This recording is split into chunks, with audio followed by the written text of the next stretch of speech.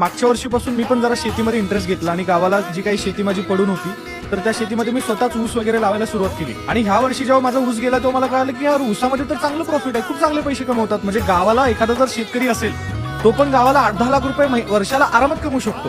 मग तरी पण असं का होतंय की माणूस शेतकऱ्याच्या मुलाला मुलगी द्यायलाच तयार होत नाही. माणूस म्हणतो 15,000 कमवणाऱ्याला मी मुलगी देईन, पण शेतकऱ्याला मुलगा नाही. कारण काय होतं की लोकांचा माइंडसेटच चुकीचा झालाय. त्याच्यामुळे जर तुम्ही ग्रामीण भागामध्ये बघितलं असेल फार शेतकरी आहेत जे वर्षाला 15-15, 20-20 लाख रुपये कमवत आहेत, पण त्यांना कोण मुलगी द्यायला तयार नाही. कारण त्यांना वाटतं की माझ्या मुलीला काम पडेल, हे पडेल, ते पडेल.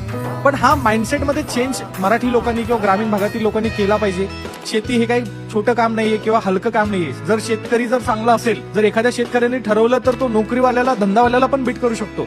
काही काही शेतकरी असे जे वर्षाला 40-40, 50-50 लाख रुपये कमवत आहेत. काही काही तर माझे मी शेतकरी आता माझ्या ओळखीमध्ये असे मिळालेत की ज्यांची स्वतःची शेती फक्त 2 एकर आहे, पण बाकी त्यांनी खंडावरती किंवा ते वाट्याने घेणारी जी शेती आहे ती त्यांची 20-20 एकर आहे आणि त्याच्यामध्ये त्यांनी ऊस लावला आणि 20-20 लाख रुपये काढतायत. तर कुठल्याही शेतकऱ्याला, कुठल्याही माणसाला जो शेती करतो त्याला कमी समजून उगाच त्याच्या घरी मुलगी जाईल म्हणजे माझ्या मुलीचं वाटोळ होईल असं नाही. उलट नोकरी करणाऱ्यापेक्षा शेतकरी जास्त पैसे कमवतो हे तुम्ही लक्षात घ्या.